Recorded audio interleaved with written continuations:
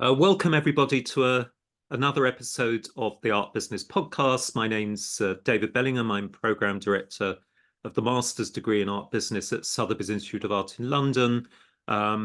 We're about to go to the Venice Biennale in about a week's time. It'll be our last study trip together of the academic year. After that, students begin their dissertations. So it's quite apt that my guest today is an alumnus of the program.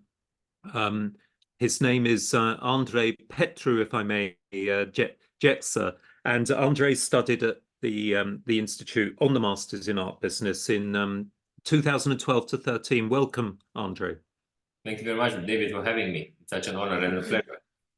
Oh, it's going to be so interesting. And one of the reasons I wanted to do this recording before we take the students to Venice in a week's time, and I know, unfortunately, it's now closed, I think, the exhibition, but I was in Venice for the Biennale a few weeks back, and I visited an exhibition by one of your artists, which we'll talk about later on, and it was absolutely amazing. And I think what it's amazing because one of the things I love about Venice is seeing the contemporary art within these heritage settings. The Venice is quite famous for that during the Biennale. Anyway, we'll come to all that later, Andrei, and I'm just going to start with the usual desert island disc question, as we call it. Do you have a favorite city? I know that you're currently you're based in your hometown of Timisoara. Hope I pronounced that correctly, in Romania.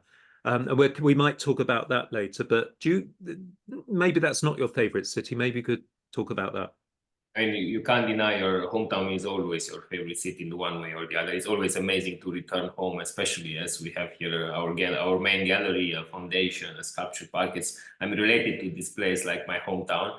But my favorite city most recently, beside London, which was, of course, my big love for 2 years, while studying in Sotheby's, is Bucharest more recently, because Bucharest has a very vibrant and very vivid art scene, which is growing. We are also planning to open a second gallery now in Bucharest in the fall.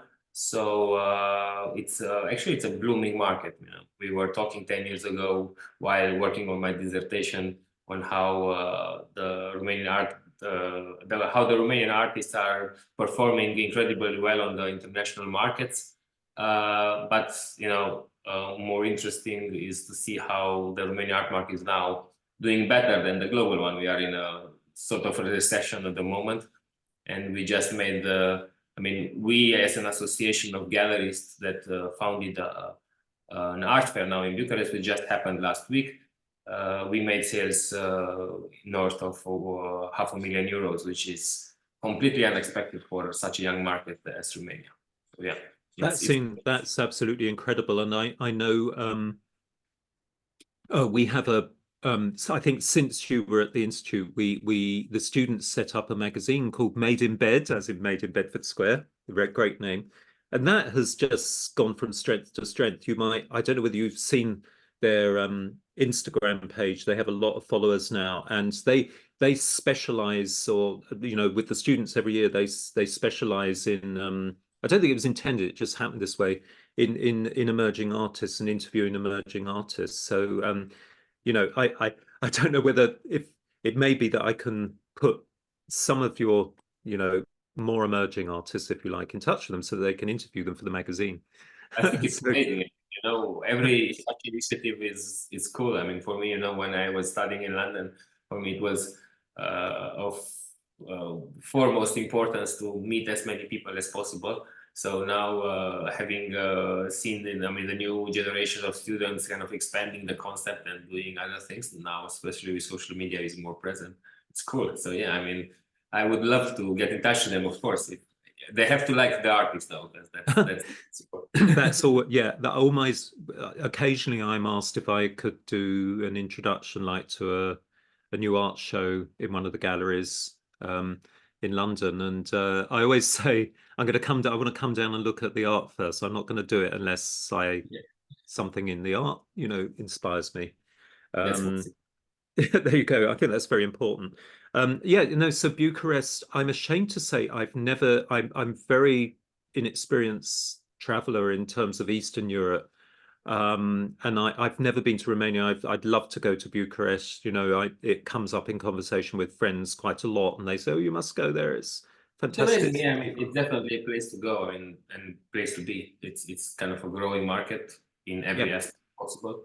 And yeah, I mean, of course, we are in the West. Timisoara is in the West, so my biggest love would be Vienna. If I would have to move to a city, probably I would move to Vienna because it's so amazing, and I also speak German. But if I would have to choose now for business, it's definitely Bucharest, especially as we are doing a gallery there. So yeah.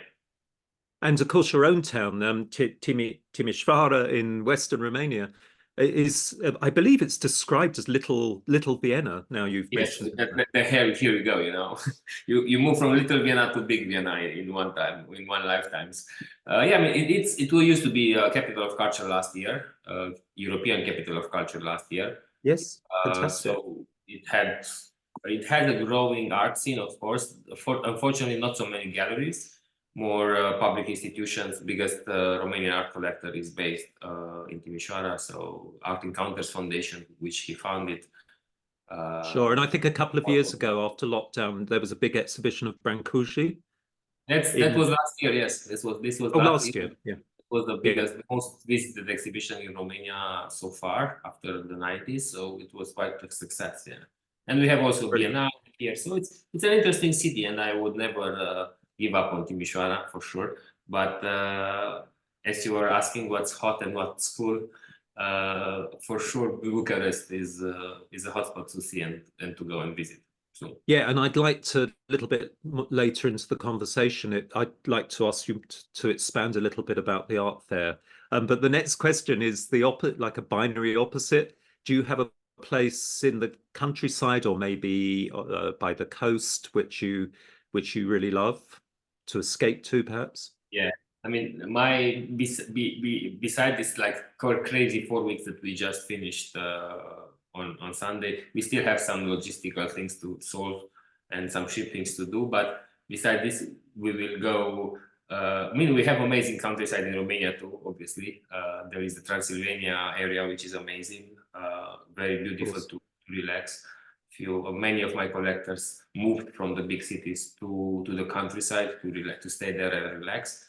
For me personally, my next destination is by the sea, so I will go to the southwest of France, not the south, the typical south, but to Biarritz, and enjoy just looking at the sea for no more people for at least 1 week. Sounds wonderful. Thousands and thousands of people over the last 4 weeks. Yeah, I think you deserve it after what you've been doing over the last. After Venice, of course. I mean, after the start of Venice, the first week of Venice is insane. It's like 3 art fairs in one.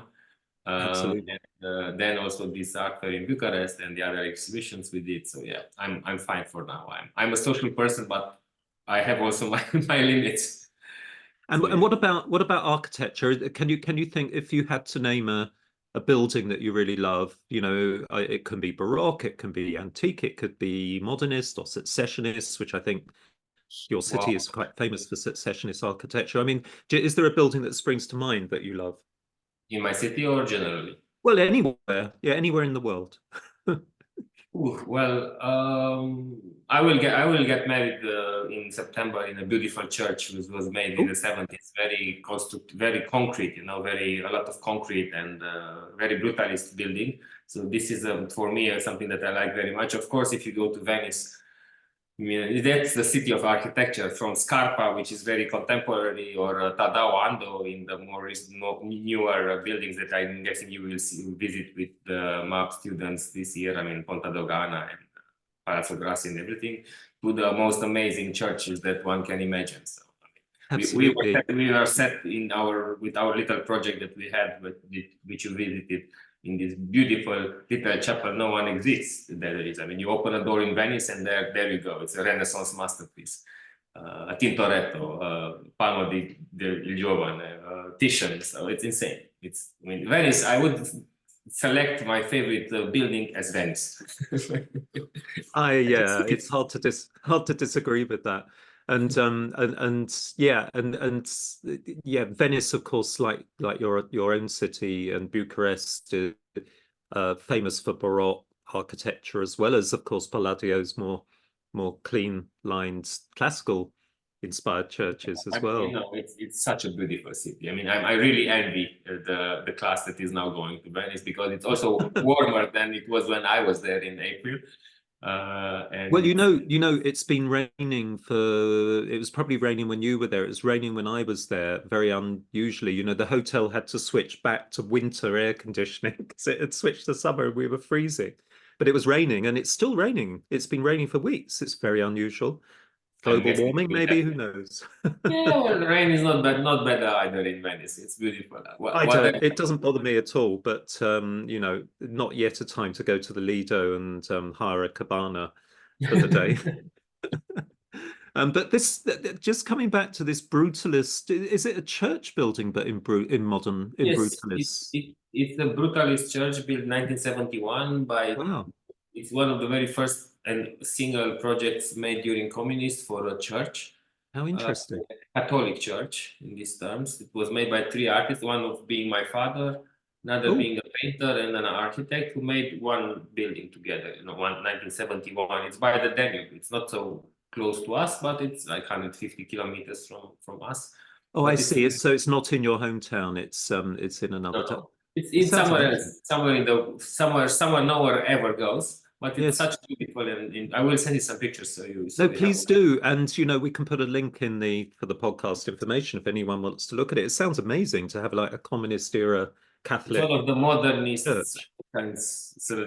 selected by many architecture history of architecture in East Europe. It's one of the icons, so it's beautiful, but no one knows about it, so it's amazing. Pardon my ignorance again. I'm not a modernist. A hidden gem of Eastern Europe. But I'm very, you know, I still like to, you know, there's quite a lot of interesting brutalist architecture in London. For example, Dennis Lasdun's National Theatre, which I love, and you know, I also like the Barbican, the whole thing. The Barbican's incredible, yeah. A lot of people hate these things, and I agree with you that there's a certain kind of stark beauty to the book. How lovely to get married in a church that your father was involved in building. And is your father still alive, may I ask? Yeah, no, he's 15 years dead already. So he was not alive when I was in London already. But it's I mean, yeah, it's, for me it's beautiful. You know, it's like it's already now it's time to be a historical building because it's more than 60 years old. So sounds great. I love it. I love that. And what about music, Andrei? You know, is there a particular if so the Desert Island Discs is a BBC program in the UK you may have heard of. It's good fun. They've had quite a lot of if you search it, you can listen back to earlier episodes, and they've had episodes with people like Tracy Emin, you know, and it's great. They have a choice of their favorite music which tells people about their life, but they always have to choose one that they have to take to their desert island. And so what might that be, you know, if or it might be perhaps a musician or composer. That's difficult. That's difficult. Very difficult. one single one, that's difficult. For sure, I would. If it should be an album though, because I mean That's okay. I don't know. I mean, it could be Miles Davis. Oh wow! Just to relax. If I'm a singer on the deserted island, I need some quietness and relaxation. Yeah. So kind of blue, perhaps. Blue, yeah. Well, the King of Blue is the most famous now, but you have. Yeah. I mean, Miles was a genius in music. I mean, like, and you work for jazz. So, I totally agree with you. I think that would be very, very close. That would certainly be in my top 10. I think something by Miles Davis. Yeah. But then on the other hand, I love electronic music, you know, and I mean, do you mean not like bass, but like electronic? Do you mean like art music, what we might call classical music, serious music in inverted commas, or do you mean things like trance? Both. So both are anything electronic. I mean, I grew up with friends who were composers of symphonic music. So I grew up with going each Friday to the Philharmonia or to the opera. So that was my understanding. And then I discovered jazz, and then I discovered electronic music in terms of trance and house and minimal and all these things. So yeah, I mean, my partner is always joking because I love these very extreme two sides, you know, from the very traditional, like say, classical music, or even the gypsy music, which is a free music made by themselves with normal instruments. I mean, with they self-taught people, so they do like genuine out ethnic music, if you like. But then Yes. I go to trance festivals, so it's fun. It's a bit of both, so that's why Miles Davis is the safe bet for the deserted island. You have to, so, you know, if you were doing Desert Island Discs for the BBC, you're allowed something like 8 different records, which enables you also to talk about significant moments in your life. So it's often, I think, a piece of music you may not listen to anymore, but it has memory, it evokes memories as music really does. So, and another thing I think that evokes memories in one's life is art. So I don't know if I could ask you a similar question about art. And I obviously you're a gallerist and you're into you know, contemporary art and modernism, but you know, if you have is there a particular work of art that you might take to your desert island? You know, I took a whole city for architecture. Now I will take a whole museum. I'm joking. No, yeah. Yeah, I mean, it's complicated. One single piece, it's very complicated. I mean, yeah, I mean, probably I would, just because I'm very selfish, I would take one of my father's works, probably. But who was a sculptor, born 1939, so he has very classical, modern approach. One of the, I mean, here we have one of his sculptures actually. But then if I would have to choose from general art history, like a dream come true piece, I'm not sure. Maybe I will take a nice nude of Picasso. A 1930s. Yes, 1930, a good one. North of 100 million in Sotheby's. Joke. It's good for trading as well. You never know who we meet. And you said you mentioned that your partner is an artist. No, my partner is an architect, An and architect.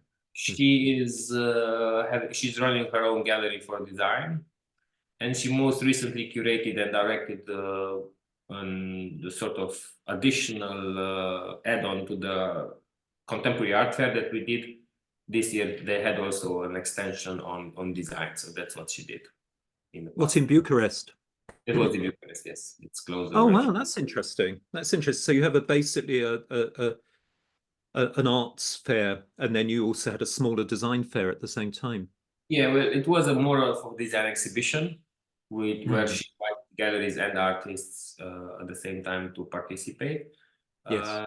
But the ambition is, of course, to make it like sort of a pad, you know, which mixes contemporary art with contemporary design or mid-century design. So a little, now it was only contemporary design, but the idea probably for the next editions in the future is to have like a proper design fair.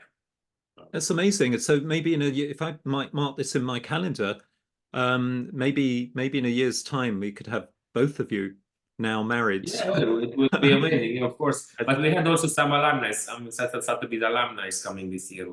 I invited some of my colleagues or my younger colleagues who actually came to see the fair. So really? What, from your year?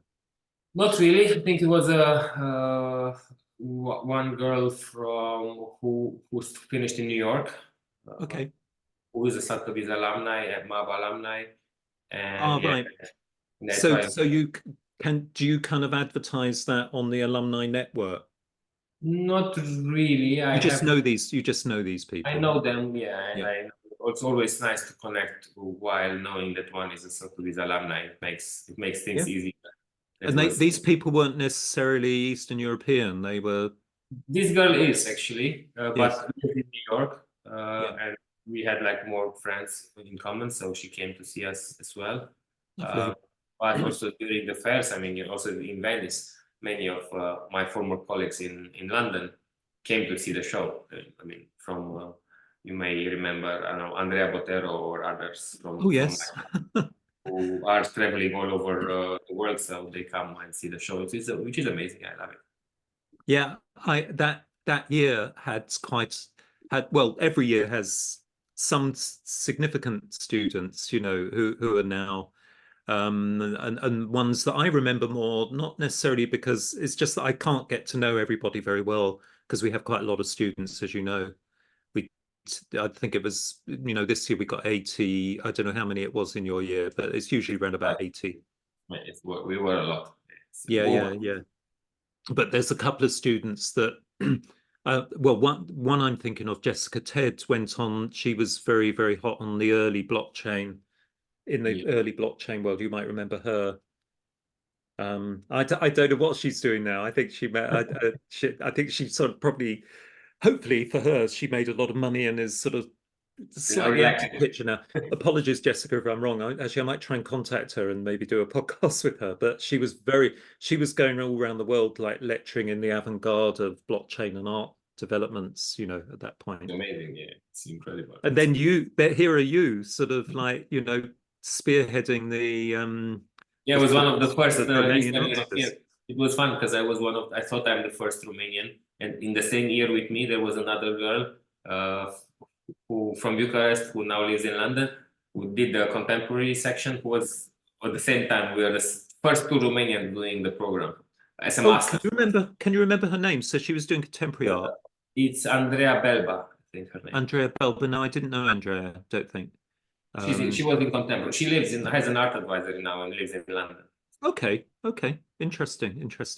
So as we're talking about the Institute, maybe we could go back earlier into your life, Andrei. And I don't know, you know, you're working in the art world now, as am I. How did that happen? Do you have any early memories of art, or was it that were you born into a? Oh, you've already said that your dad was an architect.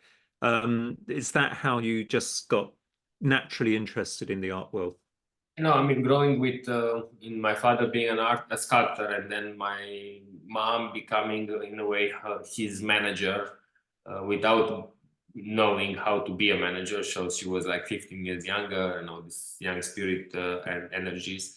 I grew up in this environment. There was no other option for me. You know, I mean, in my perspective, I know very truly. I can remember when I was in my 8th grade, in 8th grade, in this like first year of college. No, I mean, ninth is the first year of college. I remember I looked up where I want to study, and I discovered Sotheby's Institute. No advertising, no false advertising. No, literally, I knew that when I started my college years that I want to study in Sotheby's because I knew that I want to become a gallerist.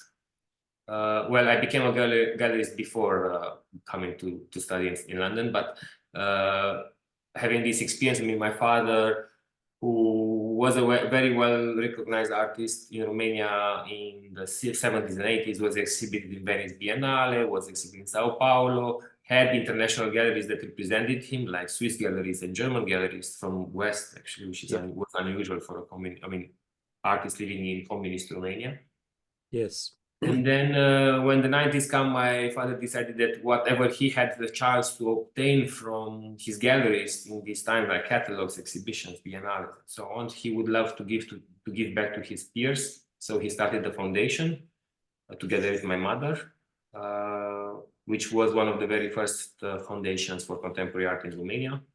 Is that named the Jecza? No, it was named Triade. It had a more general name, like three arts, you know, music, literature, and arts, fine arts. And it was one of the very first in Romania and still is in existence. And then when they did this non-for-profit, my idea was, I mean, I inherited I'm joking now, but my mom is Jewish, so I inherited my Jewish nature from my mother and wanted to become a dealer and make some profitable, not for profit share, but for profit share organization. And that was the spring of the idea when to start the gallery, and I started the gallery when I was 21. So yeah, it was quite early on. It's amazing, and I know I think your year was one of the first years where we introduced this collection project, where you might remember we randomly generate 4 different budget levels, and each student has to create an exhibition for a fictional patron, and they have to also rationalize the way they're going to exhibit it. They have to write a catalogue. They have to rationalize the budget. And I think you had the highest budget, the 15 I million. know. And it's I love every year when people get their budgets, the people with the 15 million say, haha, I've got all the money. And then they often find it really, really difficult to spend that 15 million because you have to buy works of art on the real market from the previous year. Can you remind me what your theme? Can you remember what I your know theme what was? my theme was abstract art, like abstract art, and it was almost structured like an art fund at the time. So Yes. We had also the exit plan, not only the museum part, but the private museum sector. Then what you could also sell the collection for at the end. So yeah, it was abstract art with Gerhard Richter, and I found myself hard to find a Gerhard Richter in the budget and not have only one work for the whole budget. It's incredible. It's very difficult, as you know, and that often people with the lowest budget, which is £15,000, spending an average of £1,000 on each work of art. They often find it easier because they can just get like multiple editions and make quite interesting. I still would love to have such a. I don't have that many collectors who have that budget yet, but we're working on it. Absolutely. And then I think you can you remember which study trips we did that year where we went to? We did Maastricht. We went to Maastricht, which we do every year. TEFAF Maastricht. Yeah. And then what else? We did Amsterdam. We didn't go to Venice, I think. No, we didn't Venice. It was not Venice. It was it was Amsterdam, TEFAF, Maastricht, the whole thing. So, yes, that's right. Yeah. And then I can't remember we might have gone to Torino. Torino, I can't remember. There was probably there was another trip. There are always two trips now, I imagine. Well, we sometimes three at the moment. We tend to do three. One in the UK. We go to Scotland and St Ives, split the students in half. We did Chatsworth or something like that. Yes, I remember. Yeah, Chatsworth, and that was the year, unfortunately, because I groaned when I saw what the theme was. It was a single artist year, Chatsworth. So just for the benefits of the listeners, Sotheby's modern and contemporary departments used to have this amazing selling exhibition, I think they called it. It wasn't an auction, but in the grounds of the Baroque home of the Duke and Duchess of Devonshire, Chatsworth. It's got these amazing Baroque gardens, an incredible art collection, the interior in this Baroque English house. And I think it lasted 10 years. We took the students every year, so we didn't miss a year. But the year that we took you, it was just, do you remember? It was Flanagan. Barry Flanagan, who makes the hares, the bronze hares. The rabbits, yeah, I know. The rabbits. So the whole, and I didn't really quite know how to introduce that to the students. But I think in the end they had quite a lot of fun looking at the rabbits. It was fun. I mean, I visited afterwards the other show that they did until it was on when they did other things, and it was very interesting to see how they incorporate this kind of new language into the old building, which then I saw also the British Museum was doing, exhibiting Damien Hirst within the Egyptian part and every other things like this. So there were a few other experiments like this. That was the Statue of Philia exhibition, Ancient Greek for Lovers Statues, of course, it was a very early intervention of contemporary art into a heritage building. We're going to come back to that, of course, when we talk about Venice this year. Project, yeah. But that was very early, and it was like the YBA's Young British Artists. Exactly, it was YBA, exactly. Yeah, and people like Mark Quinn did a Kate Moss Sphinx right outside the entrance to the Parthenon galleries. A beautiful piece, I remember, and Mark Quinn as well. Mark Quinn, by the way, currently, if you're in London, he's just opened an exhibition literally 10 minutes walk from me in Kew Gardens.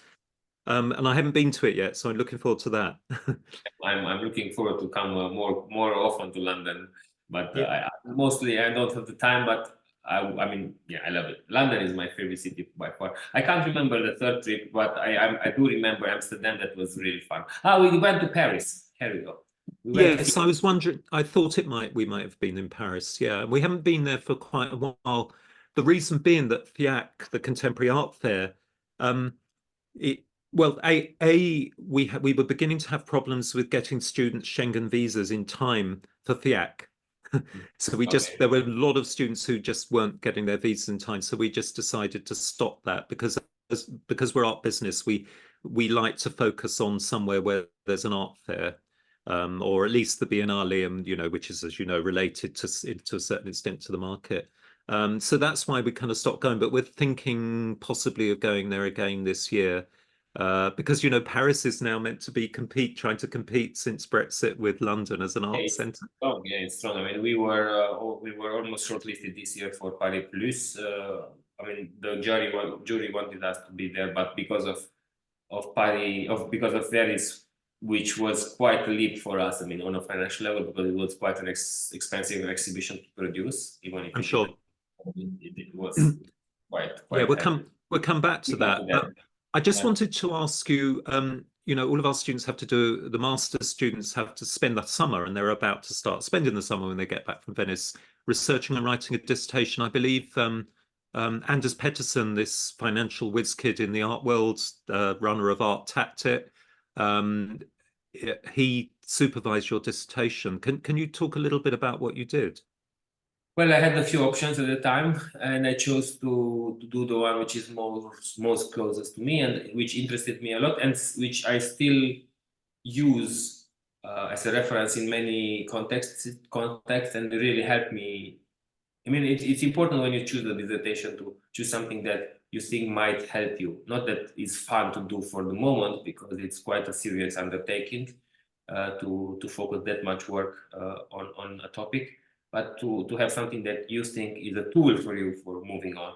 So for me, it was understanding the way the Romanian artists succeeded on the international markets. So I focused on Adrian Ghenie, of course, Marius Bercea, Victor Mann, Sherman Savu, who's now in the Venice Biennale in the main pavilion, and so forth. So for me, that part of how you get from zero to hero into a market that is so competitive, like the international one, how does one succeed? And having this done helped me also understand how we can do it with other artists, or also make case examples of the ones that we are already representing, and they do pretty well, as this artist is that you saw in Venice, which is very young and which we discovered 3 years ago.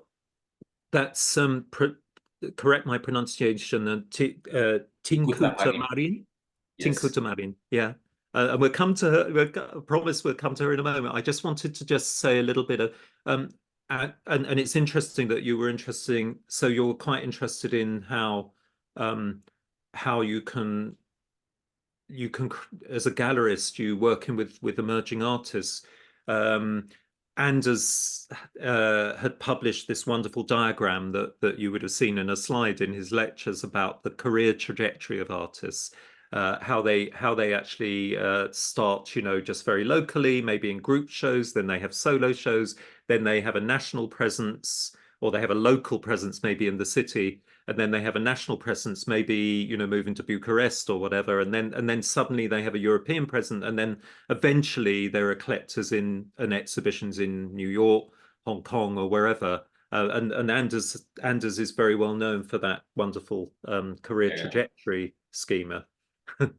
Yeah, I mean, he was great because he was a tutor that at once was quite experimental in this sort of in the way he was seeing art, because he has this sort of very analytical perspective. On the other hand, I was a terrible student, I have to acknowledge, and I didn't do anything. I mean, I discovered in the meantime that I have ADHD, so I discovered that actually only under super pressure I can deliver. So I had to wait until the very last moment until I wrote the work. So I'm thankful for him again that he was patient enough with me to do it. But it was good to have him because having this sort of very analytical view on something which is in a way quantifiable, also in an analytical way, not only, of course, because there is a lot of other things that go into it, with chance, luck, talent, and so on, which are not quantifiable in a diagram, was a very good decision for me. And yeah, I'm still doing. We do a collaboration with Ernst & Young. We do EY here in Romania. They are our partners, and we do different lectures on how to start collecting, how text works into art collecting, and so on. And still, I still use extracts of that 10 years. Wow! So you're involved in educating fellow gallerists with yes, EY. mostly collectors, not galleries. Yeah. Because there is a big appetite. You know, you have a new market, and it's a lot of wealth in Romania in the past few years. And people start with the normal things like cars and watches and houses and jewelry, and then eventually they start to collect art, and then they want to know why is that more interesting than everything else they did before. So it's good to inform. And not for you because you grew up in that environment, but for someone like me who had very unartistic family, you know, it took me quite a while to understand what is good.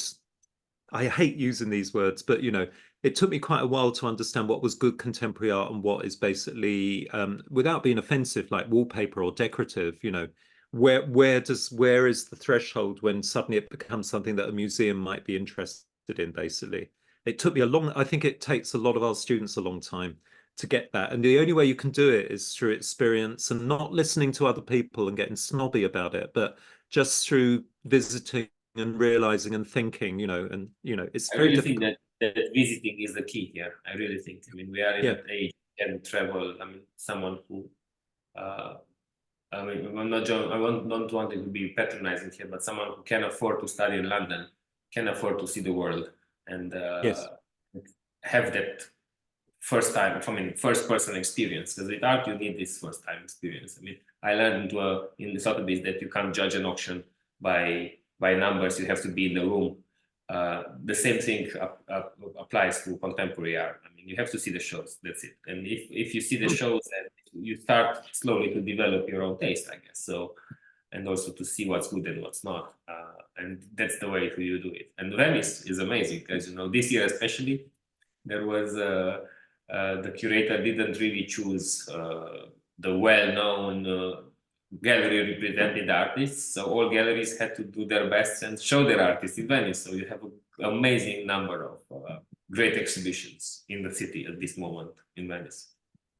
Yeah, and we'll come to, again. I just wanted we go there. I think one because I want to talk quite a lot about Venice for the rest of till the end of the podcast, simply because I'm hoping that my students might have their earplugs in on the plane and listen to this as a kind of introduction to Venice in general, as well as to your. I know, and this is the sad thing for them; they won't see your. They can see it on Instagram. We will talk about it because it's kind of almost like a paradigm for a lot of other interesting installations in Venice. But I just wanted you to remind us when you opened your eponymous gallery, the Andrei Jecza Gallery in we started 2011. So 2011. So it was already open before. It was open several years before you came and studied for the masters. Yes, but I would say that someone told me in Vienna when I started the gallery that you always need this gallery's 10 years to know the trade. So I would say at that time I said that's nonsense, that no one needs 10 years to learn something. Now after 13 years, I totally agree with that person who was saying that you really need 10 years to understand how the market works. I agree, and I'm afraid I've just seen an example of this. I'm not mentioning any names, but I've just seen an example of a gallery that has had to, that ran out of money and has had to fold because I think that the person didn't, they expanded too quickly. That happens a lot, and they didn't quite understand the way this was working and how you have to build in. You've already spoken about this. There's a lot of luck and externalities involved in the art market. Things, sudden recession, sudden lockdowns that affect, your business. Of course, I mean, and not only that, but also the savoir-faire, the beautiful French name of knowing how things are done. Yes, it's I think for every job, unless it's something very repetitive, you need a certain buffer of time to understand how different things work and how you can do them I know it's a bit frustrating. I was young too, and I was saying that's not possible. Maybe not 10 years for the newer generation, maybe 5, but still you get to have some experience. Yeah, we started off in 2011 with a gallery which was at that time focused on sculpture. I realized soon that we can't sustain such a model in Romania because there is not enough art. I mean, even if we are we have our very famous grandfather Brancusi, who was founder father of modernism in the world, so who was Romanian. So, but beyond that, there is not enough. So I switched my focus on this sort of 1960s, 70s avant-garde. I mean, generation of my father, who were very interesting, who pioneered land art or performance or video art, whatever other experimental art forms in the 60s and 70s, and with a kind of strong emphasis given to younger artists. And I would say that since 2018, when I took over completely the business from my mother, who was very helpful in the beginning, but then I decided it's time for me to grow up, so I need my independence. So I bought the company from her, and since 2018, I'm running it on my own, and we grew our team, of course.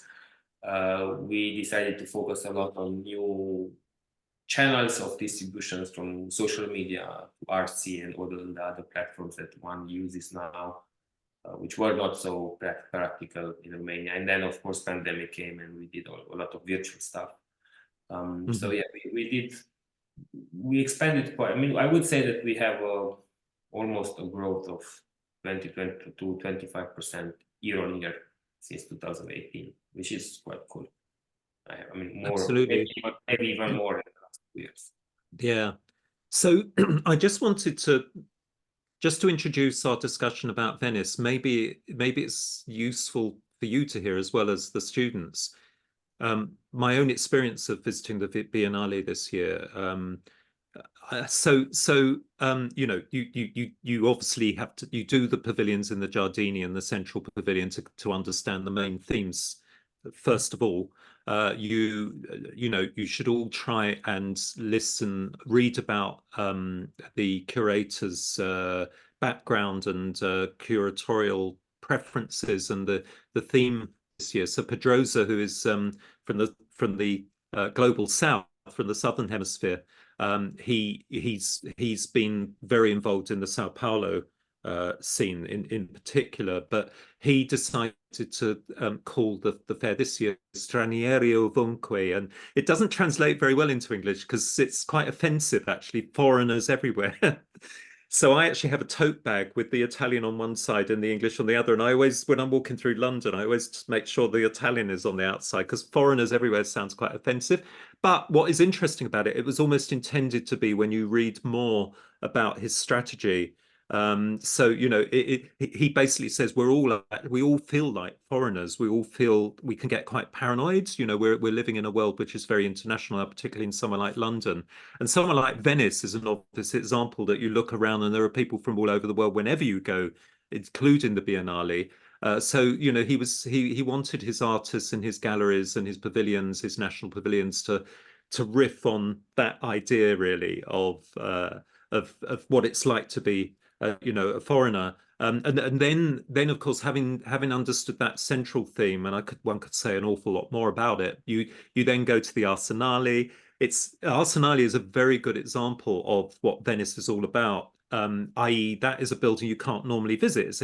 It's the great historical Renaissance building where all the Venetian warships were made.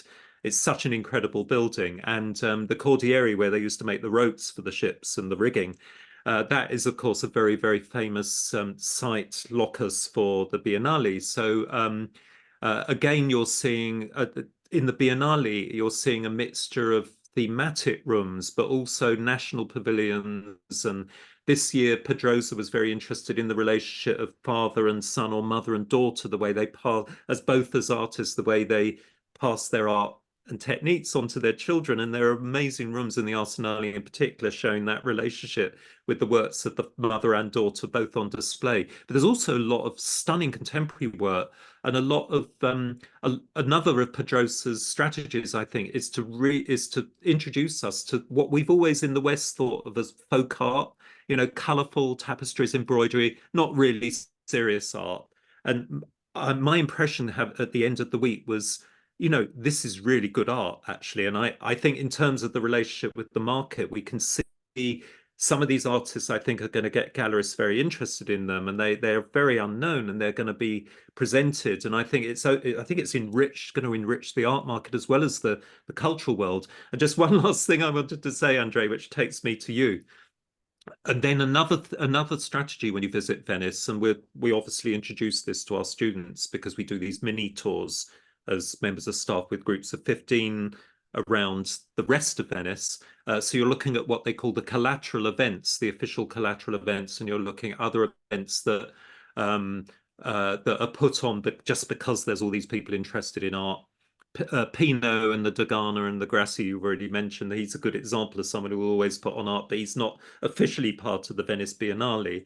But anyway, so what I did is I decided to go up to the Fondamenta Vaporetto stop, facing San Michele, the cemetery island, to the area of Cannaregio, and starting there, going into the great Baroque church of the Jesuits, and then just down the road on the other side of the road was your site, which is typical of the Venice Biennale.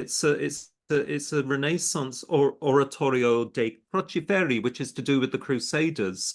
It's a beautiful little room with amazing paintings still in situ by Palma Giovane, who is an artist that should be known to any students who've studied the history of art, and particularly Venetian art.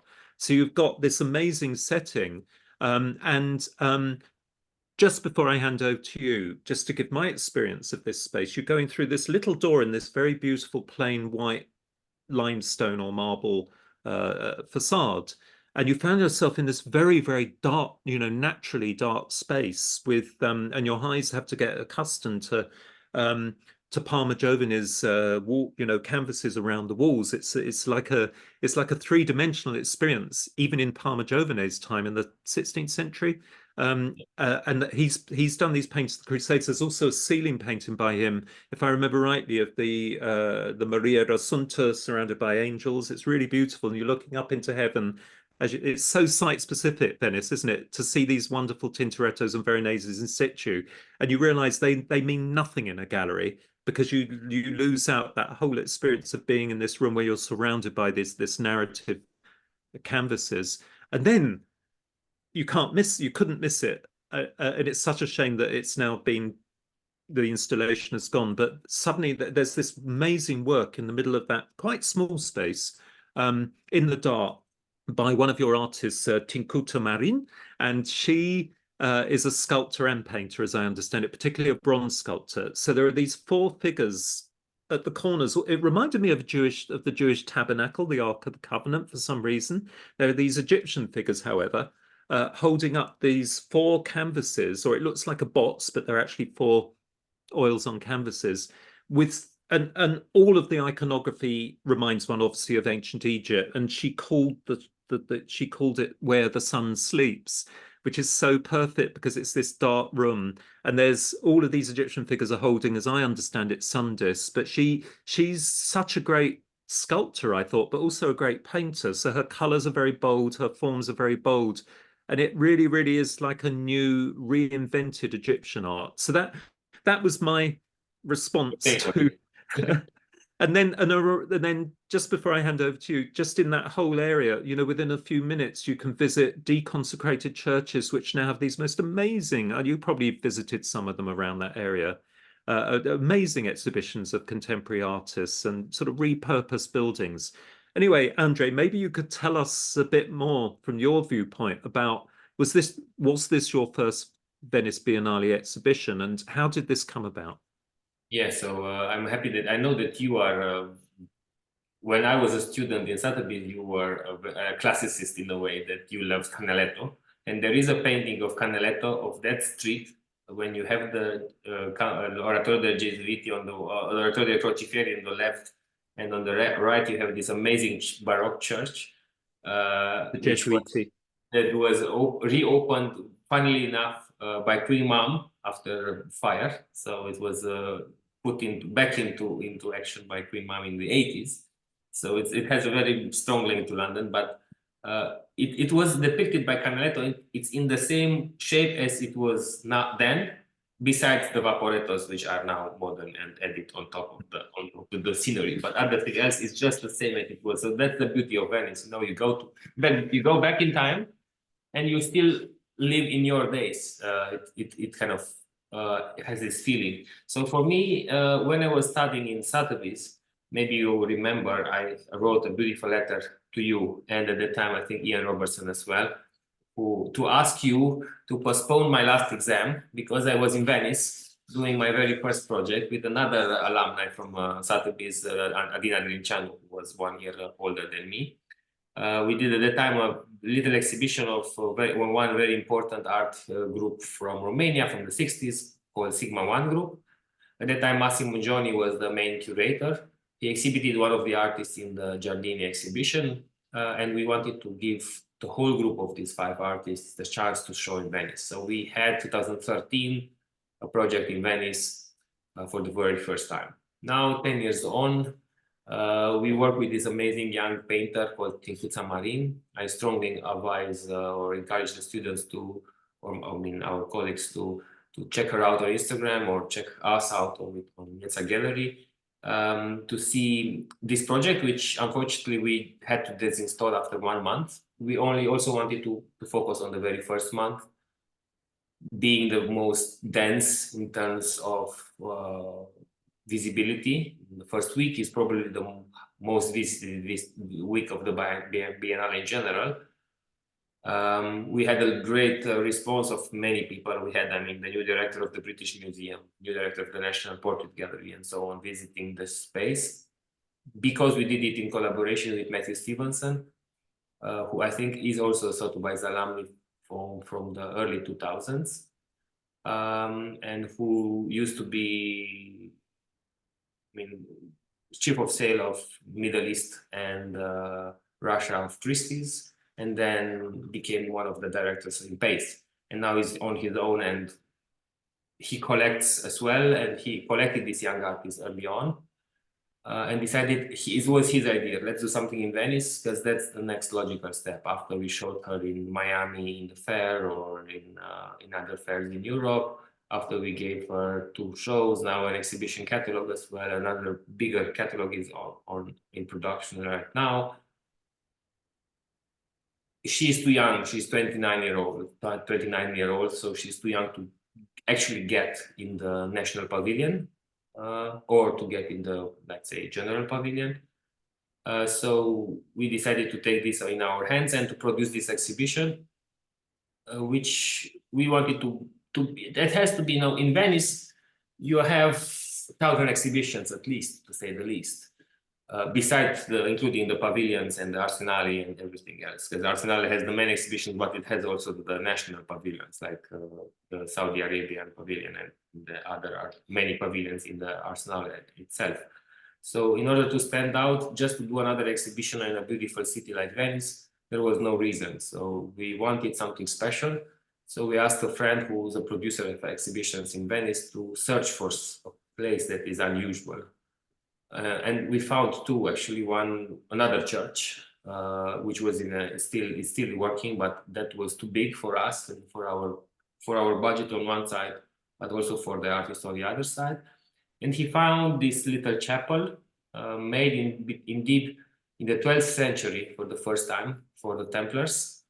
And then it was repainted by Giacomo Palma e Giovane in the 16th century. And it is only one of 2, let's say, entire rooms painted by one artist. You have Sfolding San Rocco by Tintoretto and have this one. So it's very exceptional. It's one of the, like, say, Venice jewels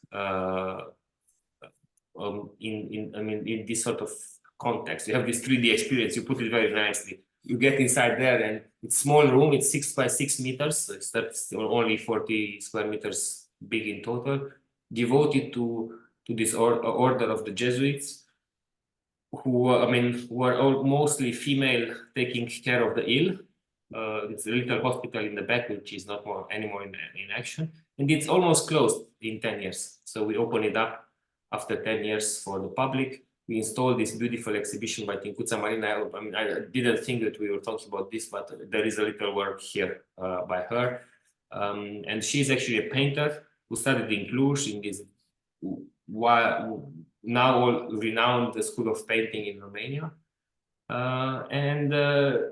Most recently, in last year, she discovered that there is still something to do more than just painting.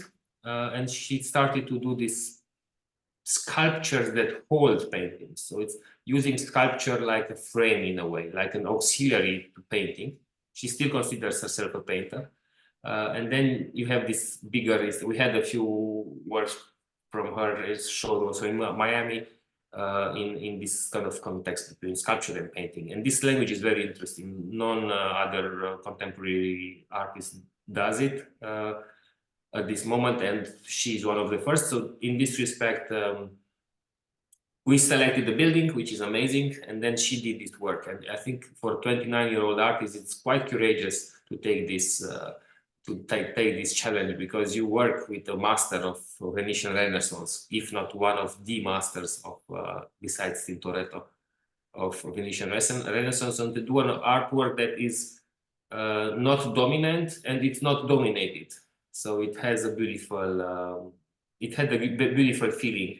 And of course, it has many sources. She's an artist who works with many sources of inspiration, from modernism, like Picasso, De Chirico, and other artists, until Lenau. Now it's Egyptian art, but it can be also mural Mexican art or other references. So in this respect, it was a beautiful combination. And well, for us, like 3 art fairs in one in terms of costs, but it's definitely worth it. I mean, when you show that much commitment to an artist, it definitely pays back. And we have a lot of new collectors who saw the project and now want more to discover. Of course, that this is one room installation, so it's not so easy to sell, but we had it had that effect, you know.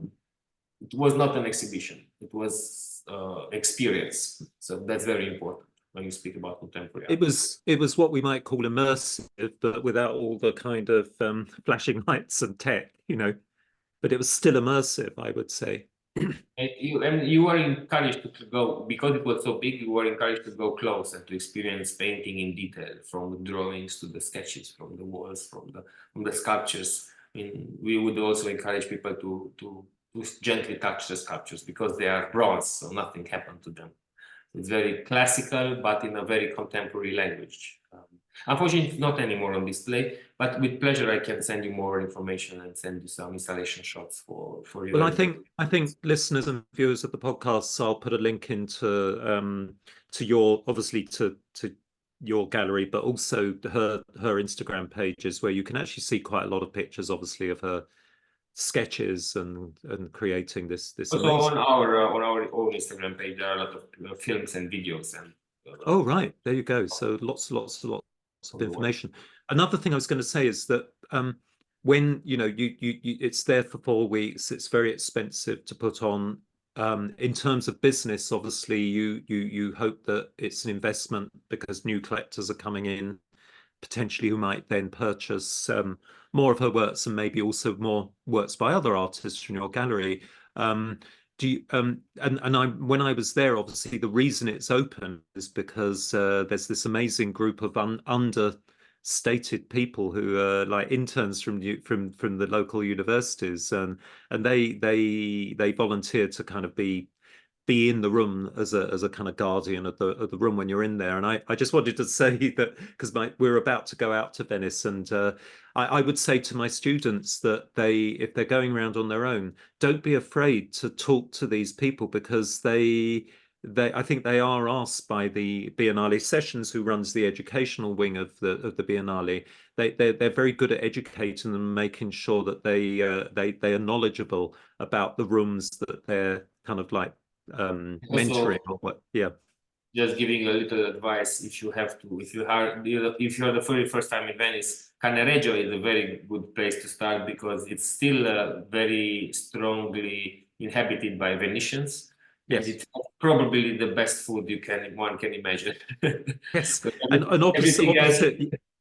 opposite your oratorio courses, I went there for lunch. Is that amazing? I'm just trying to remember what it's called. Amazing. It's like a student hostel. Yeah, it's a luxury student hostel. Yes, that's right, combo. But you're sitting having lunch in this beautiful kind of Renaissance peristyle courtyard with a well in the middle, and I remember it was sunny that day when I was there, and it's very sheltered and lovely. You have to queue for a little bit to get the food, and but it's well worth it. It's like a Jecza bar. Yes, something very important in Venice. Yeah, and another thing to say to my students or anyone going to Venice for the first time, it's a little bit like tapas. The local Venetian thing is Jecza. You go late afternoon or maybe even earlier, and you have like a glass of bubbly, and you have these you choose, usually because it's Venice, a lot of seafood from the lagoon, and it's called Jecza. It's not great for vegetarians and vegans, but increasingly you find that they have some melanzane, they have some exactly. And they have these amazing spritzes, like we have Sinar spritz, which is very, very Venetian. It's like Aperol spritz, which is very Milanese. We have Sinar, which is very good. Totally recommended. Yeah, and I mean it's amazingly still highly fashionable in Venice to have an Aperol spritz. There are other types of spritz, but yeah, it's still very fashionable, and to do that. And I remember also we have quite a relationship with the Guggenheim in Venice. We send one of our students there every year for a scholarship, and I remember just down the road from there is that little corner bar. I think it's actually called the Corner Bar in English, and that does really good food and takeaway. Very inexpensive. Very, very close to Guggenheim, there is this, it's called, I think, Il Gondoliere. It's a very old, very nice, you might need a reservation, but it's a very nice restaurant. Il Gondoliere? So the gondolier. Yeah, the gondolier. It's just around the corner. You just go out around the corner and you get it there. Oh, right. I must remember, that's more of a restaurant. Yes, it's a restaurant, but yeah. It's a great experience. The little corner bar is a very young person's bar, and it's great fun, full of vibes, and it's crowded. Speaking of Venice, I mean, this Jean Cocteau exhibition now in the Guggenheim collection is amazing. Oh yes, the Jean Cocteau. Yeah, I agree. It's funny actually. I was asked by the V&A to do a lecture on. They were. It was a bit of an emergency to say, David, but someone's dropped out. Can you do a lecture on Jean Cocteau? And I thought, I only know Jean Cocteau from his wonderful films, and of course he's interested in classical mythology, the Orpheus trilogy. So I rose to it, and I had to prepare this lecture. And there's even amazing murals in London near Leicester Square. There's a little kind of church there where he did murals quite late in his life, which I was totally unaware of until I started researching it. But there, as Andrei says, there's this amazing exhibition of Jean Cocteau's art in the Guggenheim. It's really, really interesting. Which is a destination in his own right. I mean, that Peggy Guggenheim's house there is... That would be one of the buildings that I really love. That's true. Yeah, unfinished Renaissance Mannerist Palace. Absolutely amazing. Andrei, I'm aware of the time now, but maybe the last question I might ask you, again, this is almost like a Venice Biennale special for particularly my students, but anyone else who's going, to the Biennale this year. Have you got any recommendations, of how to do the Biennale? How would you? Because one of the big problems, as you know, is so much art. I can't remember how many thousands of artworks are actually in the official Biennale and the collateral events, but there's loads of other stuff as well. Was yours a collateral event, or was it official? It was not really a collateral event. That if you are a collateral event, you have to stay there the whole time until November. Yes, of course. So it was. So it was not. I mean, it was an exhibition within, like crazy. An exhibition within the very first weeks, actually, 3-4 weeks. Yes. which were many, of which were many very good ones as well. To But be honest, for me, if you were visiting Venice like on a honeymoon with your future wife, yeah, how would you do? And you're at the Biennale. Any recommendations? Depends, of course. Very much depends on your budget, of course. Yeah. I mean, I have friends who visit Venice Biennale they are dealers and one is a collector. They visit each Venice Biennale in the last 20 years. And for each Venice Biennale, for 1 week, they rent a taxi, which is very useful, but crazy expensive. One cannot imagine how expensive that is. 24/7 service in Venice for the opening week is like insane. Yes. You better buy work than have that service for yourself and 9 other friends. But I mean, Venice is not so big. So I mean, for example, my partner was 1 year seasick, so she couldn't take any vaporetto, so we had to walk. So we walked. Really? Yes, because you do still get that rocking, dizzy feeling when you've been in Venice for a week on the Vaporetti. It happened once. So when that happened, of course, we structured our day knowing what we do on that half, and then on the other half of the city, of course, without going to Giudecca and Murano and all the other islands. Yes. But I think it's good. I mean, I think I would do if I'm the first time there, I would go for sure to see Giardini and Arsenale, because this gives you a very good feeling of what Venice Biennale actually is, which is actually a international display of art, of the, let's say, best projects of art in each country in that certain moment or on that certain topic. So that's something that I totally advise on doing. And in a way, also, you get a feeling of the vibe of pulse of the art market or of the art scene, not art market, because Venice has this. They all pretend to be very uncommercial, which is not really true, but everything is founded by galleries. But beyond that, you get a feeling, you get a spirit of the city and of what is actually and why Venice Biennale is so important in the world. I think that also you need to get it's quite difficult if you've never been to Venice before, or if you've only been, many people when you ask them who've been to Venice said, yeah, but when I was a kid and we did the gondola with my parents, and they're basically in the Centro Storico around San Marco and Rialto. I would suggest that, like to my students, that in the free time they get away as far as possible from there. Even going to one of the other islands, but certainly Cannaregio is a lovely place to walk around. There's lots of, make sure they've got the kind of official map of what's on, and there's amazing. It's all free. Most of it's free. You can just keep going around. But I would prepare in advance on the plane. On the plane on the way out there. I would try and have some kind of map I'd downloaded or printed out and prepared. Even if you don't have anything printed out, you will see now it's very funny. 10 years ago, you would have people with maps. Now you have people walking around their phones. Exactly. It's all dark. You might have a low reception in some points when that is a problem. You may get lost and you have to ask the local. Know a little 2-3 words in Italian, and that also helps. But for me, I would for sure go. And also, I mean, there is this beautiful exhibition in Palazzo Grassi by Marin, by this female artist living. Yes, by Metu, exactly. Yeah, I think one of my colleagues, Melanie Pasha, who you probably don't know, I don't think she was there then. She's going to take a small group to Grassi and to Ghana. It's a beautiful exhibition. It's really, generally a very beautiful exhibition, and shows very much of her practice and evolution. And also interesting to have a female African artist in the Palazzo Grassi. That wasn't something that we could always be certain of finding when we went to Venice. It says something about the art world today. Yeah, I mean, have this very white collar world, and now which is kind of it's more democratized in a way, which is very good. I think that's the great thing about the exhibition, and there's a lot of I think also that if you read Pedrosa's manifesto, if we can call it that, it all sounds highly politicized, and there's a lot. He himself is queer, and there's a lot of that stuff as well, which is great. But I think that sometimes it's quite good just to forget all of that and my experience this year was how vibrant all of this amazing art that I'd never seen before, and most people had never seen before. You know, Amazon rainforest artists, etc., etc.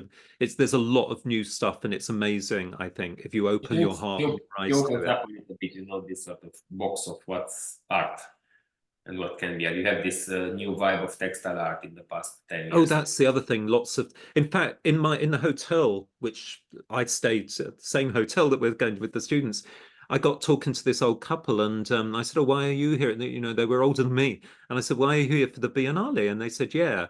Because they weren't the kind of people you think would be at the Biennale, which is incredible prejudice. But the woman said, "Oh, I'm an artist," and I looked her up, and she said, "Oh, I'm here for the textiles," and she's a textile artist. So there's all sorts of people at the Biennale for all sorts of reasons. Yeah, I mean, definitely. I mean, it's most. I'm really envying. I have been 2 weeks ago to Venice, so I'm quite updated with what happened. I haven't had the time, honestly, and there is no hard feelings about it. I haven't had the time to see all the shows yet. Yeah.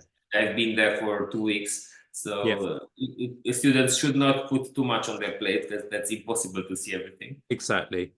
What I did when I was there with friends and collectors and galleries when the Biennale opened, we did a beautiful WhatsApp group and shared our impressions. And many people shared their impressions of things that others didn't see or didn't have time to see. That's a good idea. Yeah, and our students, of course, all have. You get to see more than you. Yeah, our students, of course, all have their own WhatsApp groups that we're not invited to. But I wish I could see them, because I'd see their photographs and everything.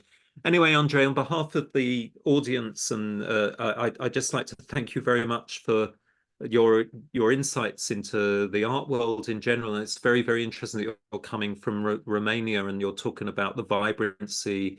Oh, we didn't talk about maybe we didn't really talk about the Barcelona, the Bucharest, sorry, art fair and so on. But you said that it was very, very successful. But anyway, maybe another time we could talk about that. Maybe, as I say, in a few months' time or in a year's time. Next year edition, we plan a trip to Bucharest. Yeah, maybe we could just get your wife, your then wife, into the podcast as well to talk about design, architecture, and its relationship with the art world. That would be great. So thank you very much, Andrei, for being my guest today. Thank you very much, David. Thank you.